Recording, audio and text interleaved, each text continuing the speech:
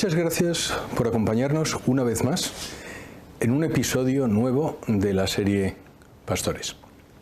En esta ocasión tenemos un invitado muy especial y además realmente me hace ilusión entrevistarle por conocer más de lo que significa su nueva diócesis. Estoy con nosotros don Juan Antonio Aznárez Cobo. Muchísimas gracias, don Juan Antonio, por estar con nosotros hoy en los estudios de WTN. Muchísimas gracias. Don Juan Antonio, vamos a hacer el recorrido habitual biográfico. Don Juan Antonio, usted nace en Guipúzcoa en 1961. Cuénteme cómo era su familia. Bueno, el padre Navarro, que falleció hace mes y medio más o menos, la madre de Santander, se conocieron en Eibar. Allí se casaron y allí nacimos los tres hermanos. Y cuando yo tenía 13 años, la fábrica en la que trabajaba mi padre se trasladó a Tudela, en el sur de Navarra. Y allí fuimos todos, claro. Entonces, ya en Tudela llegué para hacer octavo de GB, el bachiller, luego la universidad que hice filología hispánica en Zaragoza, y etcétera. Bueno. ¿Pero cómo era su familia? ¿Era una familia católica? ¿Era una familia muy piadosa? Católicos, sí, católicos por supuesto, pero no especialmente piadosos. Sí que nos mandaban a misa, a veces ellos no iban, nos mandaban. No especialmente practicantes. Luego con el tiempo han ido... ¿Cómo se llamaba su padre? Juan, como yo, o yo como él, mejor. Y mis condolencias, ¿no? Juan Antonio, gracias. ¿Y sus hermanos, cómo eran? Sí, yo soy el mayor de los tres, me sigue un hermano que es un año menor y la hermana pues 5 años menos. Y bueno, pues lo que suele pasar, los hermanos muy distintos, muy distintos, y pues cada uno ha seguido un itinerario vital.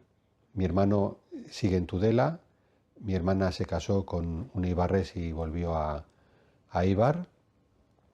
Y bien, gracias a Dios nos llevamos muy bien y nos queremos, sí. Siendo muy distintos, claro. Pero ¿cómo era cuando eran sus primeros años? ¿Usted pensaba, voy a ser sacerdote en algún momento? No, para nada. No. No, hombre, hay un momento, la verdad es que Dios ha tenido mucha misericordia conmigo porque nunca llegué a alejarme de la iglesia. Pero sí que es verdad que, o sea, me mantuvo, pues por ejemplo, hasta los 13 años en Eibar, pues iba a misa, no me enteraba gran cosa, pero bueno, iba a misa, porque había que ir a misa. Al llegar a Tudela, pues es verdad también que a través de un amigo, pues él nos, digamos que mantuvo un poco el fuego, porque pues íbamos a poner placas del corazón de Jesús por las casas, nos reuníamos con un jesuita, luego con un capuchino. Entonces, bueno, hay también la adoración nocturna, un tiempo que me ayudó. Pero vamos, el momento fuerte fue cuando, con mis 15 años más o menos, escuché el profesor del instituto de religión, que era un cura, Amado Ramírez, que en paz descanse. Él nos invitó a los de clase, pues hay una charla muy interesante en San Jorge, la parroquia San Jorge. Y en aquellos tiempos el cura decía algo y le hacíamos caso. Hoy ya ha cambiado bastante. Entonces, pues yo fui a esas charlas y fue un impacto, eran las catequesis de inicio del camino neocatecumenal. Yo no sabía entonces nada, unas charlas. Y me impactó especialmente el hecho de que era gente que venía de fuera y había un médico allí anunciando el amor de Dios, la muerte y resurrección de Cristo y nuestra salvación en Él. Y a mí me descuadraba que venía desde Pamplona, un médico.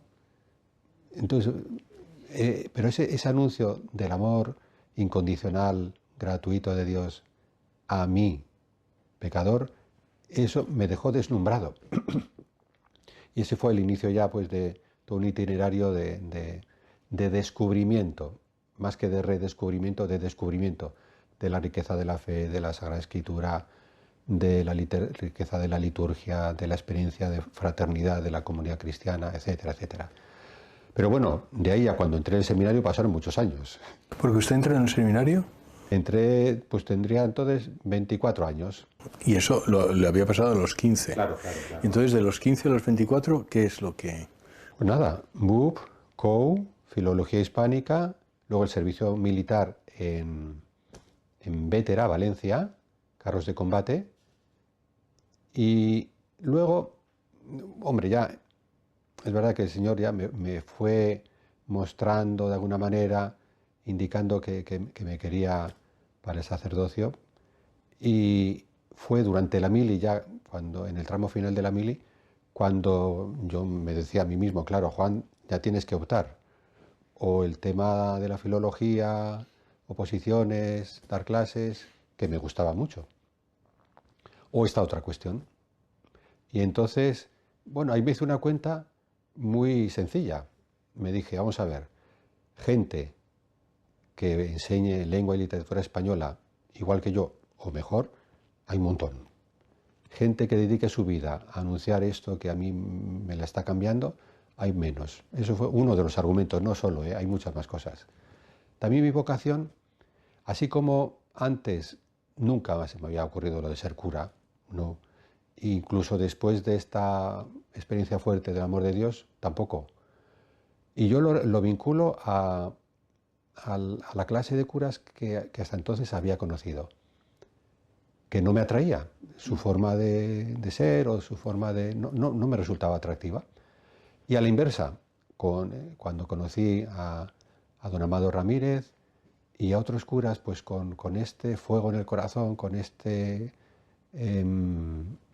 verdad que destilaban sus palabras, con esta frescura, ahí es cuando empezó ya a atraerme. Eso es verdad, sí. Qué importante es eso, ¿eh? Los Claro. mentores, qué importante es la imagen que damos todos Sí. al mundo exterior, por decirlo así. Y hay otro, porque este es también muy, muy hermoso, esta experiencia. Había un catequista de Madrid, Antonio González, que lo mejor de lo mejor, es un catequista buenísimo. Podías estar horas escuchándole, con una fuerza. Y yo recuerdo que en alguna de sus predicaciones aludió, yo ya llevaba un tiempo, pues digamos que familiarizado con la escritura y con este itinerario de fe, caminando en este itinerario de fe. Y dijo una expresión que se me quedó grabada. Dijo, el presbítero, el sacerdote es el esposo de la palabra. Y aquello se me quedó ahí, como un pequeño memorial. Y luego, un día volviendo de Zaragoza, estaba todavía estudiando en Zaragoza, eran en Navidades, llaman por teléfono. Cojo el teléfono y me dicen que ha habido un accidente aéreo y ha fallecido Antonio González en el accidente. Y fue una voz interior que me dijo, ahí está tu sitio, este es tu sitio. O sea, también fue otro momento. ¿Qué edad tenía usted entonces? Entonces tendría yo 22 años, más o menos, 21, 22. Porque después de eso que le pasó a los 15 años, sí. ¿Qué hizo? O sea, ¿siguió yendo a misa? Sí, no, hombre, lo que pasa es verdad que así como antes iba a misa y no me enteraba de casi nada, no tenía un trato habitual con la palabra de Dios, ignoraba tantas cosas, pues es verdad que en ese itinerario de fe pues fui descubriendo todas esas riquezas. Entonces, creciendo físicamente y espiritualmente. Y en el propio conocimiento, que es muy importante. Y en la experiencia del amor de Dios. ¿Y cuándo toma la decisión de, sí, esto es lo que quiere Dios para mí, voy a ser sacerdote? Pues en la mili, acabando la mili, fui a hablar con este sacerdote, que era mi párroco, el don Amado. Y bueno, pues él me acompañó al seminario, pero estaba el curso empezado. Entonces me recomendaron los responsables del seminario, me dijeron, pues claro, yo supongo que sería noviembre, una cosa así. No es plan ahora de que te incorpores, pues vienes de vez en cuando y ya te incorporas el curso que viene, el curso siguiente. Y entonces me acordé de haberle oído a Kiko alguna vez lo interesante que era hacer una experiencia misionera. Y dije, pues esta puede ser la oportunidad, porque tengo aquí unos meses disponibles. Y efectivamente fui a una convivencia de catequistas itinerantes, pero claro, yo iba con la idea de que si se ofrecía la oportunidad, pues una experiencia pues en Málaga, en Albacete, pero se me ofreció, surgió la posibilidad de hacer esa experiencia en República Dominicana y Haití. Y entonces, pues me dije que sí, y allí fui medio año. Y fue una experiencia muy buena, muy buena, muy buena, y que me afianzó mucho en la vocación. ¿En qué sentido? No, en el sentido de que ves que sí, o sea, que vale la pena dedicar tu vida, vamos, a servir al Señor como sacerdote, al Señor y a la Iglesia. Sí, sí.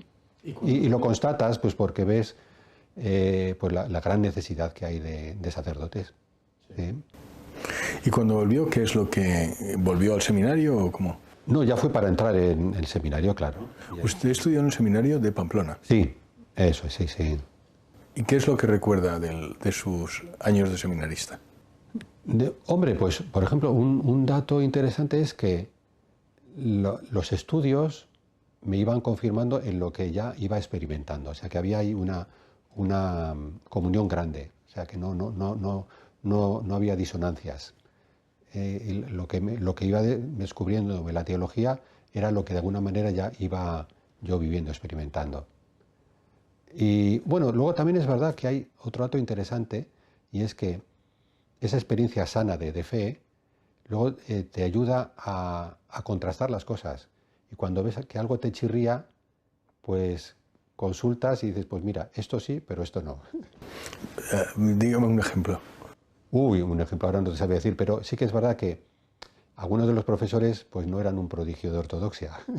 En ese sentido te digo. Entiendo. No, luego la cosa cambió mucho, ya con don Fernando Sebastián, pero es verdad que se daba esa circunstancia, sí. Eran unos tiempos un poco Más difícil, más especiales, peculiares, sí, sí. Y entonces, pero a la hora de discernir, claro, te viene muy bien tener una experiencia sana, eclesial sana. ¿Qué dijeron sus amigos cuando usted ya había ido a filología, ya tenía sus veintitantos? ¿Qué dijeron sus amigos cuando dijeron, oye, que he decidido que voy a ser sacerdote? Bueno, no les extrañó mucho, pues porque como me veían que pues muy implicado en la vida de la iglesia, en la comunidad, en las celebraciones, no les extrañó mucho. La que se llevó un disgusto fue mi madre. Eso le iba a preguntar. ¿Y sus padres? Un disgusto. No me diga. Pero no, más que nada porque de entrada es un poco este planteamiento común que es, hijo mío, pero si puedes hacer el bien en muchos sitios. Y como también yo creo que en el fondo, pues bueno, 5 años estudiando filología, ¿para qué? Pero en una de estas jugadas maestras que tiene nuestro Señor,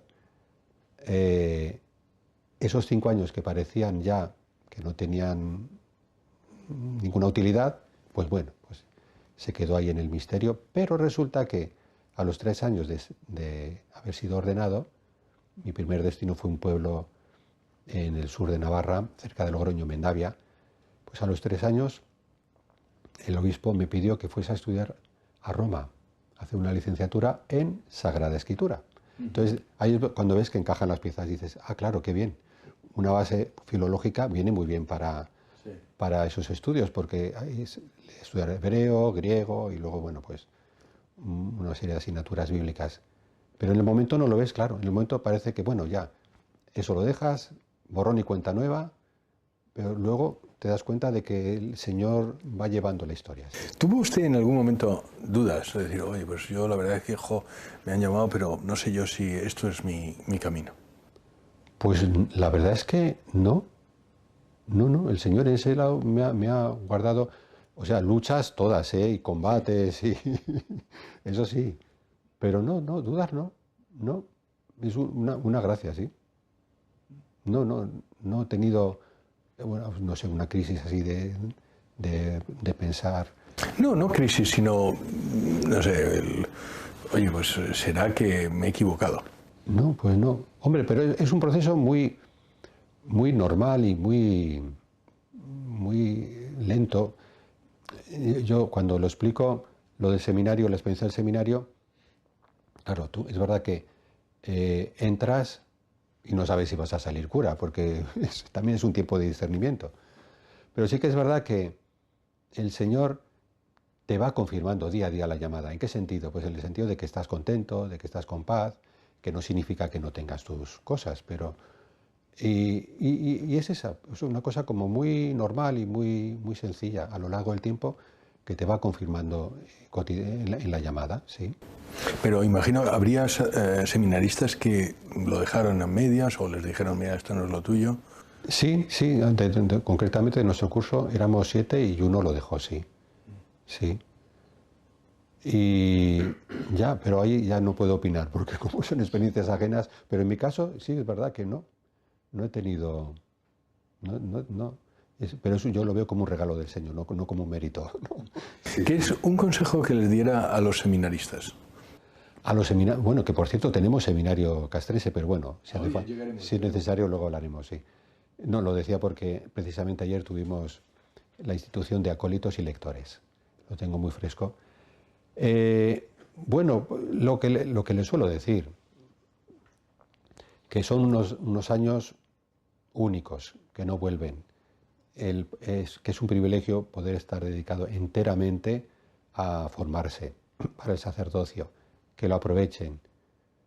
Después también que cultiven el sentido de la disponibilidad, de la obediencia. Sí, que no estamos aquí para servirnos a nosotros mismos, sino para servir a Dios y a la Iglesia. ¿Y qué más? Bueno, pues por supuesto que sean hombres de oración, que sean ministros de la palabra, que se empapen de la palabra de Dios para poder después, primero para beneficiarse de ella, que es pan de vida, y para poder luego servirla como conviene. Y con la comisión del testigo, la Eucaristía, los demás sacramentos, o sea, cuidar su vida espiritual, eso por encima de todo.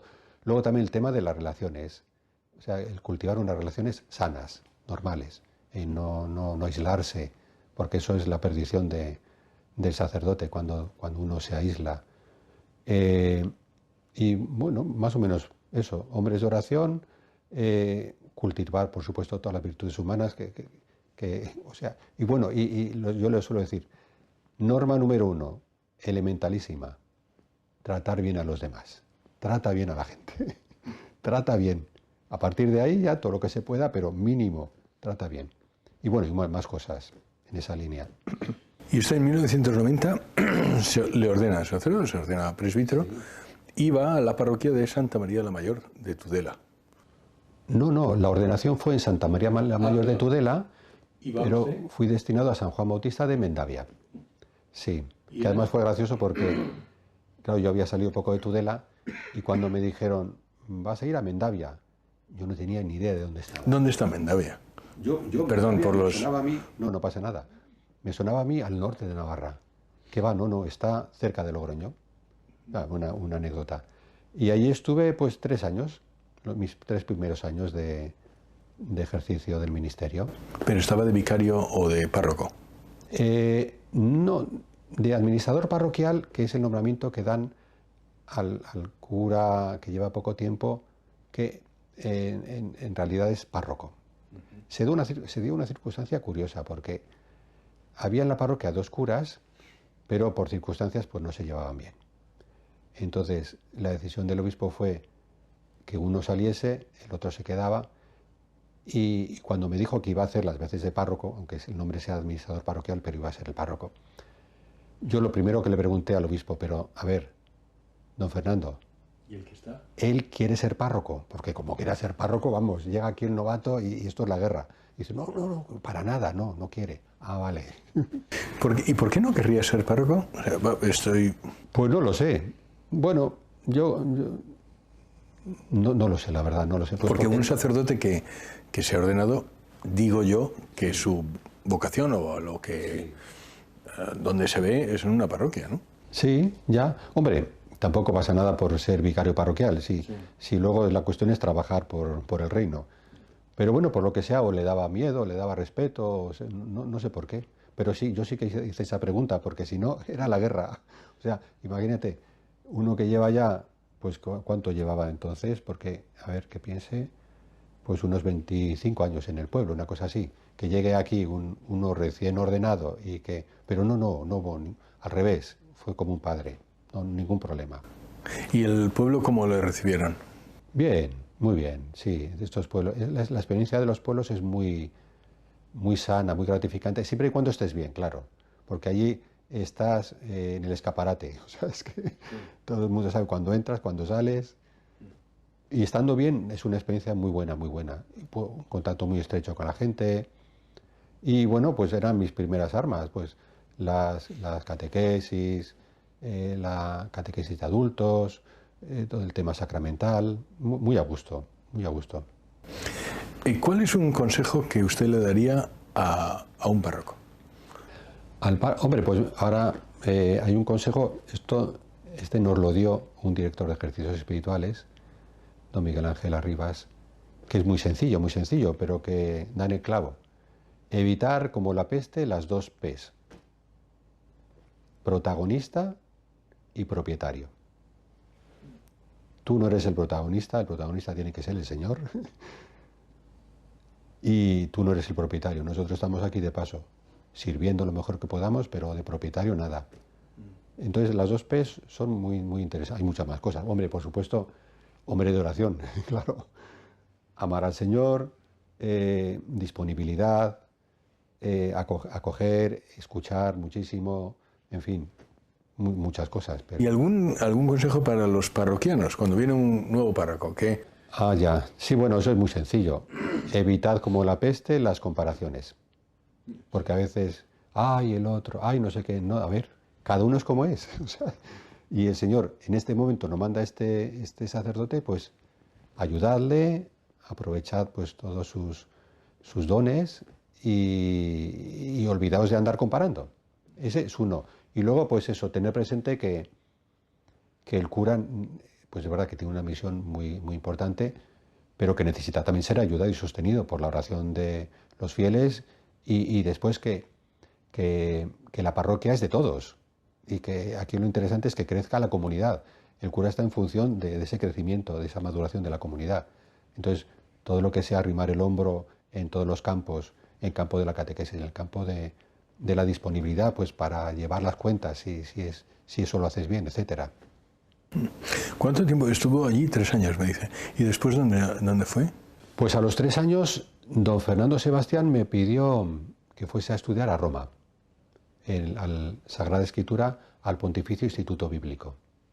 Y ahí estuve 3 años en Roma y medio en Jerusalén, porque al hacer la licenciatura en estudios bíblicos en Roma te ofrecen la posibilidad de hacer un semestre en Jerusalén. Entonces lo hice con los dominicos franceses en l'École Biblique, la Escuela Bíblica de Jerusalén, y fue una experiencia también maravillosa.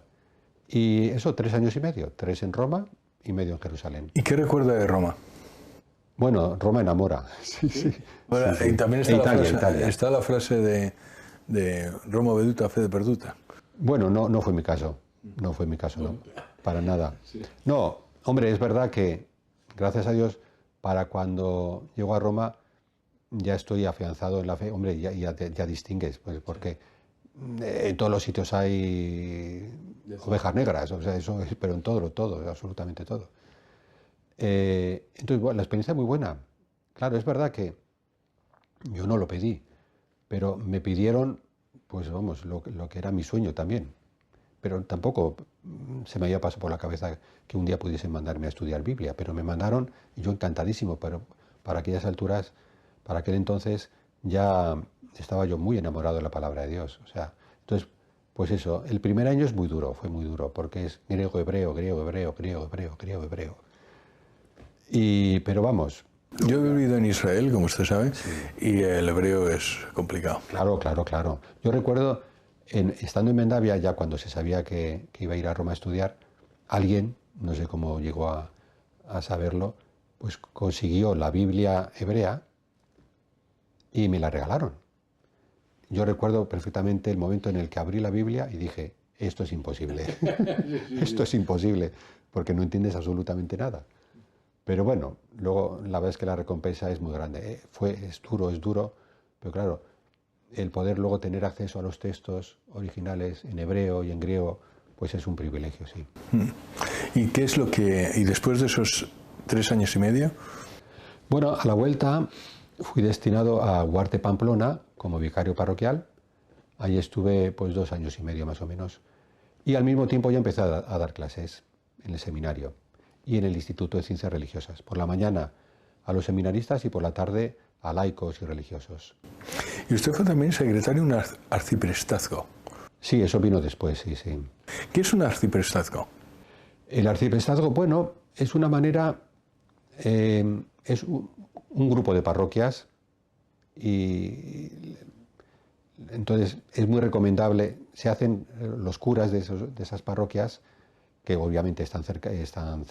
O sea, es una organización interna de una diócesis. Digamos que sí. Una diócesis, por ejemplo, la diócesis de la que provengo, tiene las vicarías, que son zonas amplias, y al frente, coordinando las actividades, hay un vicario episcopal. Y luego dentro de cada vicaría, por ejemplo, la vicaría de Tudela, de la Ribera, ya hay arciprestazgos, que son subdivisiones, pues zonas, grupos más pequeños. Y lo interesante es, pues eso, que posibilita el que los curas se reúnan, el que recen juntos con cierta periodicidad, el que hablen de temas pastorales también, el que se coordinen, el que se ayuden y se animen, el que estén pendientes unos de otros.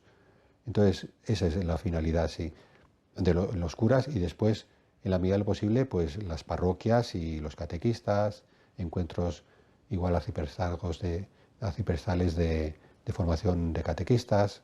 Entonces, eso son subdivisiones, por así decir, agrupaciones pequeñas de familias, de parroquias. Vamos a seguir en breve con don Juan Antonio Aznárez, pero vamos a hacer un receso. Les recuerdo, como siempre, que WTN solo se financia con sus donativos. Los programas como este, los programas a los que pueden acceder en WTN por todas las plataformas y también a través de nuestra web, se financian gracias a las donaciones, a la generosidad de miles de personas que nos dan un donativo que hace posible esto. Si usted quiere que haya más programas como este, le ruego, por favor, que entre en www.ewtn.es, en la parte Ayúdenos y nos ayude. Volvemos enseguida, don Juan Antonio. Muy bien.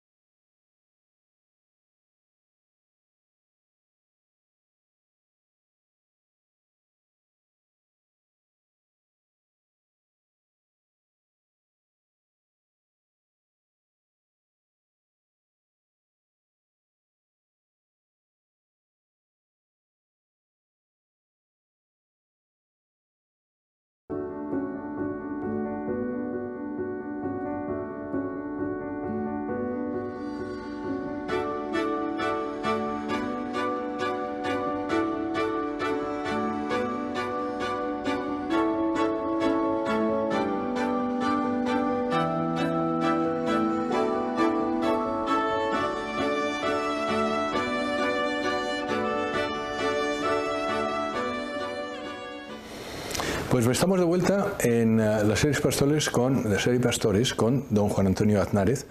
Le habíamos dejado siendo usted vicario parroquial. ¿Y luego qué pasó?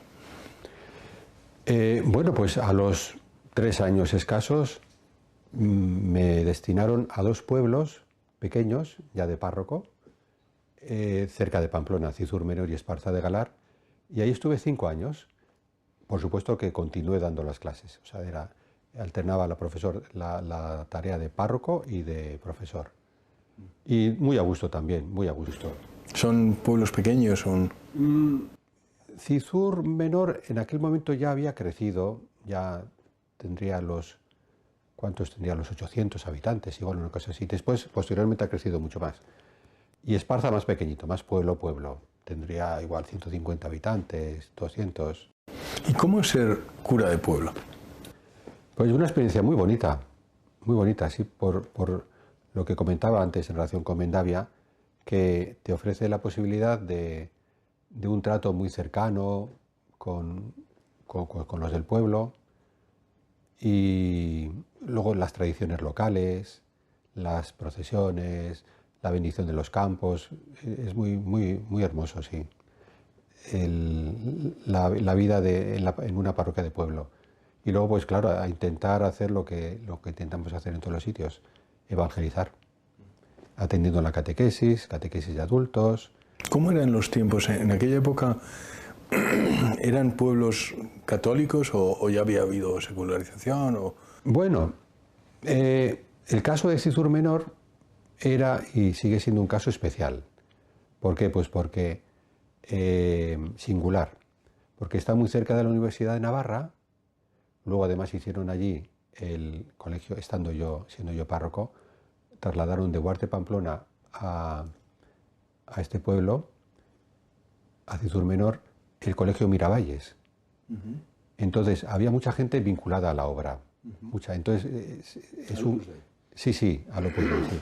Entonces era un clima singular de devoción y de un pueblo además muy tranquilo. Esparza ya era distinto, era diferente, sí.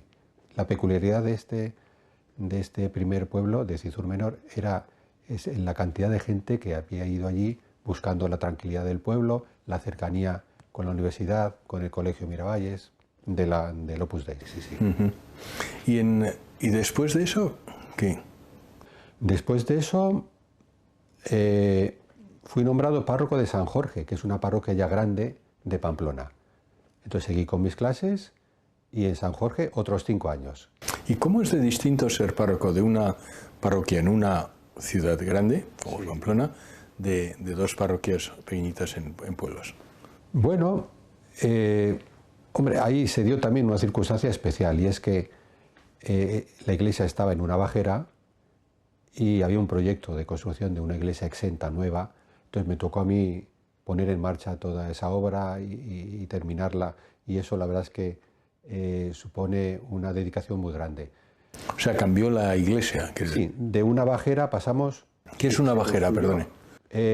Pues un local amplio en un bajo de una... En la planta baja, sí, eso es, le llamamos bajera. Y de ahí pasamos a una iglesia exenta, nueva, hecha, y me tocó a mí todo el proceso de construcción. Y por lo demás, bueno, hombre, cambia, por supuesto, el volumen de gente es mucho mayor. Luego, el trato cercano pues se mantiene con los que frecuentan la iglesia, sobre todo. Cambia un poco en eso. También es verdad que San Jorge en aquel entonces, aun siendo un barrio de ciudad, tenía mucho de barrio de pueblo, porque en los años 60, 70 había ido mucha gente de los pueblos de Navarra a estos barrios periféricos de Pamplona. Entonces tenía un aire especial como de pueblo, sí. ¿Su obispo era don Fernando? Yo fui ordenado por don José María Cirarda. Y pues al poco tiempo, al año y medio, una cosa así de ser ordenado, vino don Fernando Sebastián. Entonces fui mi obispo muchos años, y el siguiente fue ya don Francisco Pérez González. Don Fernando Sebastián, que he leído sobre él, era un gran obispo. Sí, sí, sí, sí. Cada obispo es singular, es distinto, y por eso decía antes que es de necios comparar, muy distintos. Don José María Cirarda era muy distinto de don Fernando era muy distinto de don Francisco, servidor, en fin, muy distintos cada uno. Don Fernando, claro, era profesor universitario, fue profesor universitario muchos años en Salamanca, religioso, claretiano, y pues el tema intelectual iba mucho, entonces era un artista estudiando los temas, redactando documentos, de hecho fue secretario de la Conferencia Episcopal, pues muy intelectual, sí, sí, y pastor, por supuesto, sí, sí, las dos cosas, pero vamos, en él tenía un peso especial esta vertiente intelectual, teológica, de estudio, de producción de buenos documentos o promoción de buenos documentos. ¿Cuánto tiempo estuvo en San Jorge usted? 5 años. Fue curioso porque fueron 2 ciclos de 5 años. En Cizur Menor y Esparza de Galar fueron 5 años y en San Jorge otros 5 años. ¿Y es entonces ya el 2012? No. En 2009, que es cuando hacía los 5 años de estar en San Jorge, mi arzobispo me nombró vicario general, que fue para mí una sorpresa enorme. Vicario general, para el que no esté al tanto, es como el segundo de a bordo, por así decir, el ayudante más cercano del obispo, vicario general. Entonces, claro, ya a partir de ese nombramiento dejé la parroquia y me dediqué, no dejé las clases, seguí dando clases. Entonces, clases... A usted lo de las clases le gusta, vamos a decirlo. Sí, eso es verdad, sí. Me gustaba y me gusta, es cierto, sí, disfrutaba dando clase. Y así estuve, sí, pero vamos, ya la parroquia quedó atrás y claro, como vicario general te toca viajar mucho por Navarra, las confirmaciones, visitas a las parroquias, eventos varios, la atención a los curas, las visitas a los arciprestazgos, retiros, etcétera, etcétera. ¿Qué me dirían sus alumnos de usted? Eso habría que preguntarles a ellos. Ya, pero le tengo a usted aquí, ¿qué quiere que le diga? Yo intentaba hacerlo lo mejor posible. Lo digo porque yo fui profesor universitario también en algún momento de... No, yo creo que estaban a gusto. Bueno, luego pues uno hace lo que puede, obviamente.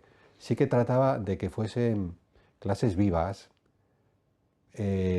por eso procuraba prepararlas bien y también con una buena disposición frente a cualquier posible intervención o pregunta. Entonces, bueno, pero ya más no puedo decir. Habrá que abrir una investigación. Y llegamos al año 2012. También es verdad, disculpa, que cuando tú estás a gusto y disfrutas dando clase, normalmente sí, esa pasión se transmite, es verdad. Sí. Eso es cierto, sí. Los malos profesores normalmente es que no quieren estar allí. Ya. No siempre, pero sí es verdad que el que no quiere estar allí normalmente se transmite como mal. Y como somos muy intuitivos, es verdad que los alumnos y los fieles también lo notan, ¿eh? Si estás o no estás. Sí. Sí. Entonces llegamos ya al año 2012. Eso sí. En el año 2012, Benedicto XVI le nombra a usted obispo auxiliar de Pamplona. Eso es, Pamplona y Tudela. Pamplona y Tudela, perdón. Perdón por los tudelanos. Sí. ¿Cómo fue? ¿Se lo esperaba? No. Yo siempre ha sido sorpresa. No me lo esperaba para nada. Yo en mi vida se me había pasado por la cabeza que me pudiesen pedir el servicio de ser vicario general, menos aún de obispo auxiliar. Nunca, jamás. Pero bueno, yo siempre lo cuento, porque es verdad que veo en mi trayectoria personal, primero, que fui bien educado en el sentido de que se me enseñó en la Iglesia la importancia de la obediencia. No obediencia a tontas y a locas, sino la obediencia en la fe. Sí. Pues la Iglesia te pide esto, el Señor te pide esto por medio de la Iglesia, fíate. Y ya tenía una serie de experiencias, que ahora no es cuestión de contar, pero una serie de experiencias de fiarte cuando la Iglesia, el Señor por medio de la Iglesia te pedía algo y comprobar que valía la pena. Entonces yo lo veo como una cadena de síes recompensados. Entonces, esta era una más.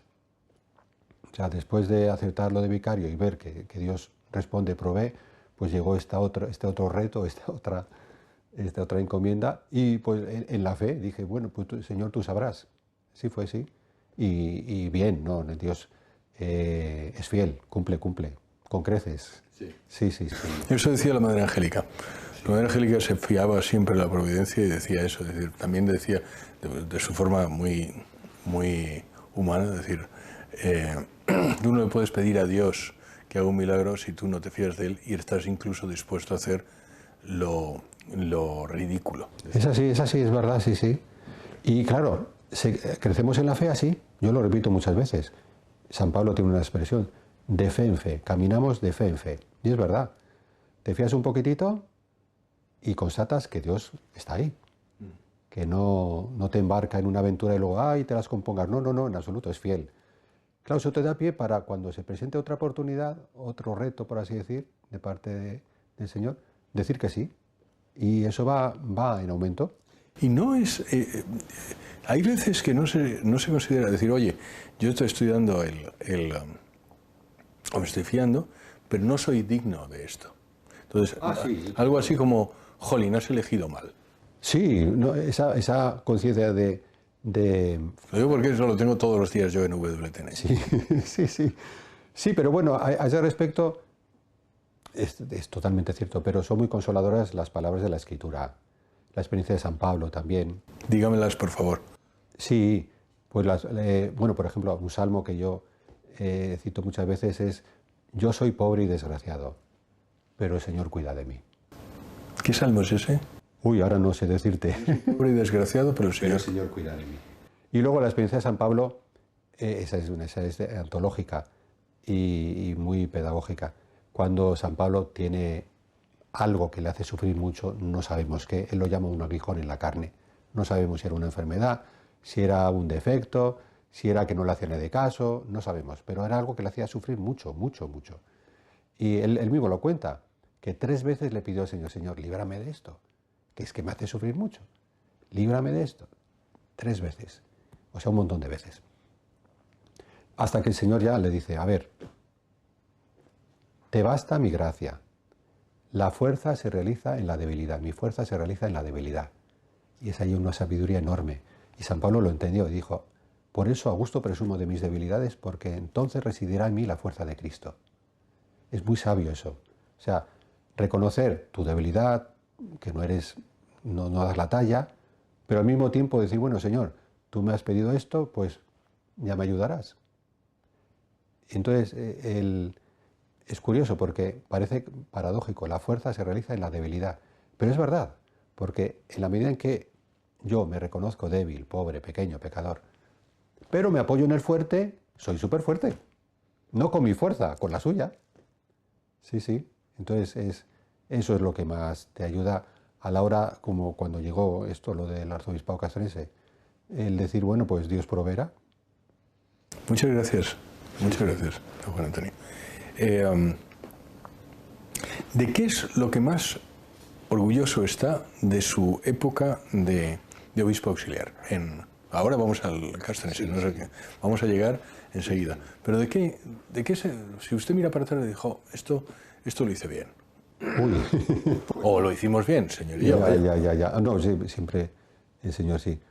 Pues a ver, qué piense. Hombre, pues sí que es verdad, esto puede servir, porque son muchas cosas, pero en la parroquia, y gracias a nuestra Madre la Iglesia, claro, que te va conduciendo y sosteniendo y enseñando, guiando, hay que descubrir la importancia enorme de la escucha, de la acogida. O sea, cuando te viene una persona a veces rota, a veces con una vida que no hay por dónde cogerla, separada, vuelta a separar, con hijos por aquí y por allá, da igual.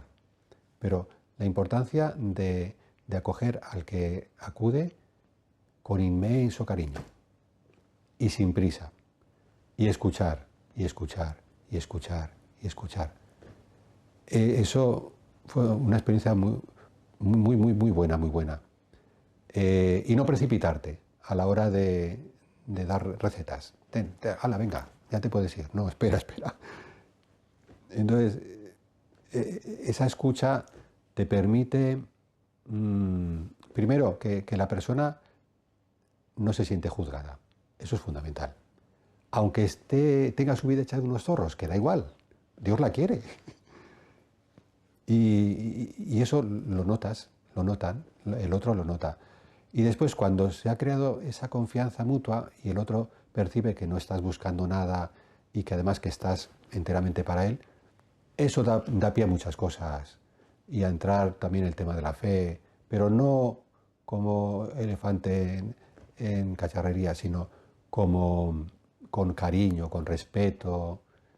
Y también te ayuda a ver dónde están esas heridas profundas, que muchas veces no se manifiestan de entrada. Entonces, esa experiencia es de lo más precioso. Hay muchas más cosas, pero la importancia de la escucha, de la acogida, del trato con sumo respeto, de renuncia total al juicio y luego del acompañamiento. La importancia de ofrecernos para acompañar a esos que vienen heridos, rotos, perdidos, y dedicarles todo el tiempo que haga falta. Y en el año 2021, en noviembre, le nombra usted arzobispo castrense. Sí. ¿Qué es el arzobispo castrense para nosotros? Bueno, es una diócesis muy peculiar porque en España hay 70 diócesis. Pues esta es la rara. 69 normales, es decir, territoriales, vinculadas a un territorio concreto, por ejemplo, Pamplona y Tudela es Navarra. Logroño es Calahorra, la Calzada de Logroño es Logroño, etc. Entonces, pero, claro, la peculiaridad de esta diócesis es que es personal, es decir, que no está vinculada a un territorio de España, sino a toda España, a los militares de tierra, del aire, de la Armada, a la Policía Nacional, a la Guardia Civil. A la Policía Nacional también, sí. Sí. A los que trabajan en esos ámbitos, que están repartidos por toda España y algunos también en misiones en el extranjero. ¿Cuánta gente es? ¿Cuánto es sus...? Bueno, se calcula, es un cálculo aproximado, contando familias, gente que trabaja, unos 900.000. Sí que es verdad que hay una peculiaridad, que los fieles del arzobispado castrense pueden beneficiarse, y normalmente se benefician, de dos jurisdicciones. La jurisdicción castrense y la jurisdicción de la diócesis en la que se encuentran. O sea, tienen esa riqueza, esa posibilidad. Uh-huh. Pero sí, es un volumen grande. Y luego, claro, la atención pastoral sobre todo se centra pues, en las unidades militares, en las academias, que ahí hay mucha juventud, los centros de formación para la tropa, las parroquias también, que tenemos parroquias. ¿Tienen ustedes parroquias dentro? Sí, unas 15. Es verdad que cada capellán que está en una unidad militar, eso tiene la consideración de parroquia. Pero además de eso hay parroquias, pues como las de... Pero con una zona geográfica o... Sí, pues por ejemplo aquí pues está la parroquia del Aire, en Alcalá. Hay dos tipos de parroquias castrenses. Las que están dentro de las unidades y las que están fuera de las unidades. Uh-huh. Pero vamos, funcionan como una parroquia... ¿Y qué es lo que hace un capellán militar? El capellán militar, bueno, pues ejercerá el ministerio en estos ámbitos. Entonces, a ver, la labor cotidiana es pues, estar disponible, ofrecer la posibilidad a los que no han recibido el sacramento de la confirmación de recibirlo y de prepararse para ello. También se va dando ya un goteo de jóvenes que no están bautizados y piden el bautismo, entonces también se les prepara. Es un buen momento, es un buen sitio para conversiones, para acercar, para evangelización. Sí, lo es, sí. El ambiente militar de seriedad, del gusto por el trabajo bien hecho, del espíritu de sacrificio, del amor a la patria. Casa muy bien con el Evangelio, casa muy bien. No es el ambiente, no se corresponde exactamente con el ambiente que hay fuera. Y luego, claro, yo conozco más de un caso en el que compañeros creyentes, o sea, con el fuego del amor de Dios dentro, ayudan a otros. O sea, son testigos y más de uno me ha dicho, pues yo, gracias a este compañero, pues que me ha ido, primero que me cuestionó, que me llamaba me llamaba la atención la forma pues de ser, de comportarse, de tratar a los demás.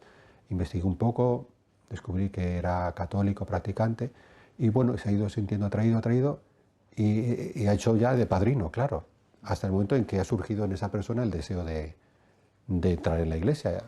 Ha habido, esta es una pregunta que a lo mejor se les ha ocurrido también a otras personas que nos están viendo. ¿Hay, por cuestiones políticas que sea, intención de quitar los capellanes castrenses o no? Es una cosa que está fuera de... No quiero con esto dar la idea a nadie. Sí, no, yo pienso que no. A ver, se valora mucho la labor del capellán castrense, mucho.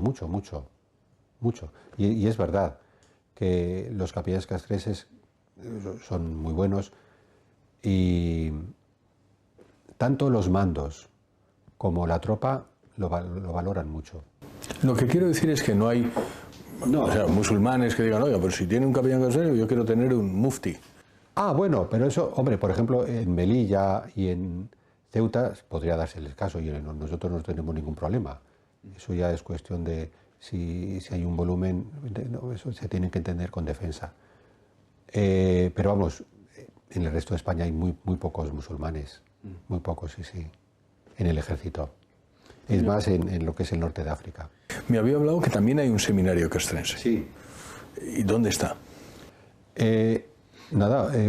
Pegando al arzobispado castrense, que es la calle Nuncio.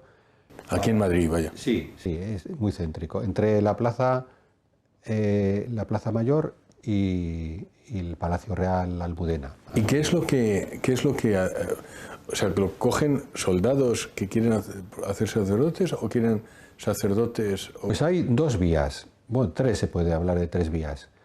Una vía es la del soldado, que en un momento dado pues se siente llamado por el Señor y inicia un proceso de discernimiento que puede desembocar en la entrada del seminario y en la futura ordenación.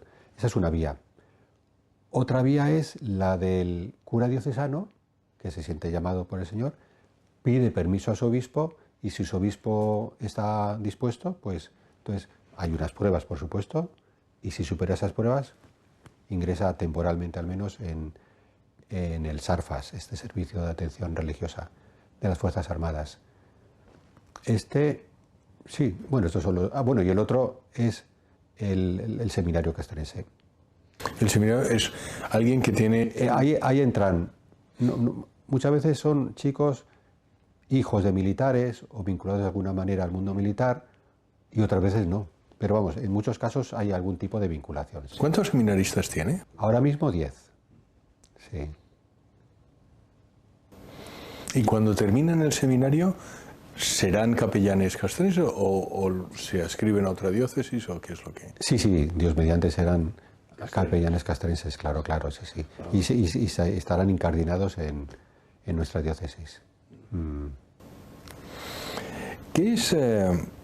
Usted además ha sido miembro de las comisiones de apostolado seglar y de la de liturgia. Una pregunta que suelo hacer a muchos de sus compañeros del episcopado: ¿cómo dilucidan ustedes las decisiones si tienen discusiones sobre lo que sea dentro de la conferencia episcopal? Bueno, hay mucha comunión entre nosotros, mucha comunión. Pero bueno, luego también hay mucha libertad. A la hora de tratar los temas, tanto en las comisiones como en la asamblea plenaria o en las asambleas intermedias, mucha libertad. Cada uno se expresa libremente. ¿Y al final se vota o qué? Sí, eso es, sí. Por ejemplo, pues se prepara un borrador de un documento sobre un tema X.